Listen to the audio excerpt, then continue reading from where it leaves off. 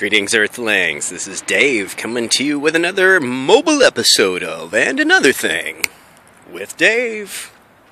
What's happening, people? So, a little thought crossing my mind about new housing developments. You know, steps are being made, albeit at a snail's pace, baby steps and at a snail's pace.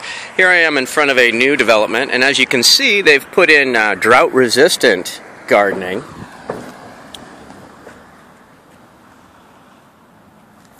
Which is a hell of a lot better than strips of lawn.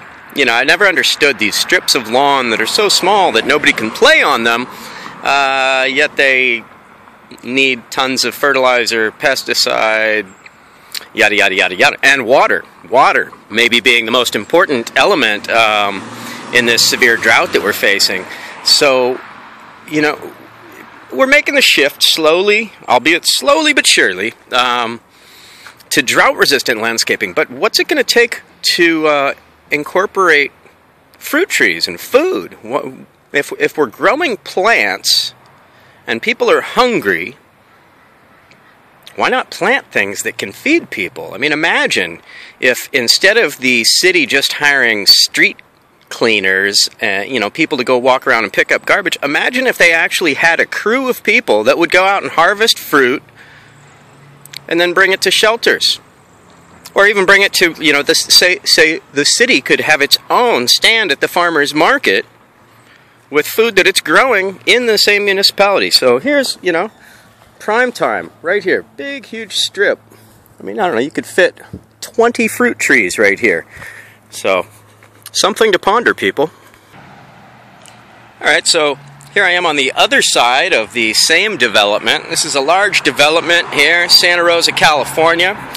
And got the right concept here with a communal food garden. But as you can see, I mean, these are only like 3 feet wide, 10 feet long maybe. So hardly enough space for all of these people to be growing their own food. But once again, you know, we've got all this lawn.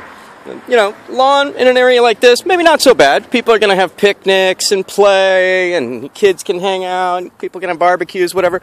But then this drought-resistant landscaping that doesn't provide any food. And then here, a big strip with 2 fruit trees. Hopefully they're fruit trees. But look at this. Another huge strip here. And a huge strip here with non-fruiting plum trees. So it's just a shift in our thinking, people. Every home should be able to produce some of its own food. This is going to become more and more of an issue in the future, mark my words.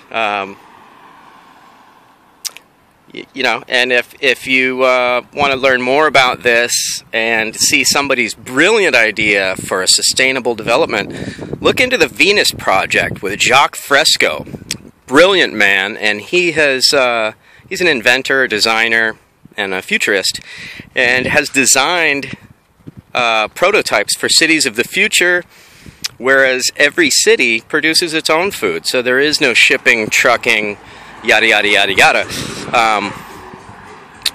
I recently read an article that was saying, say for a Chilean orange, they broke the calories are energy, right? So the energy that you get by consuming the food, this Chilean orange, is 1/10 of the energy that it takes to get it to your plate or your hand. So clearly unsustainable. We need to rethink this whole equation.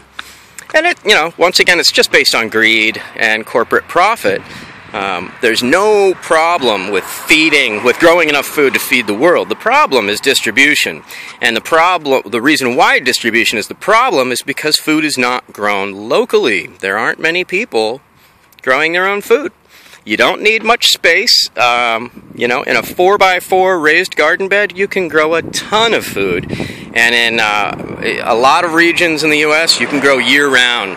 In most parts of California, you can grow lettuce and leafy greens year-round. Onions, garlic, broccoli, all varieties of lettuce, all year.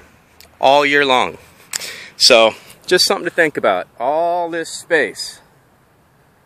All this space.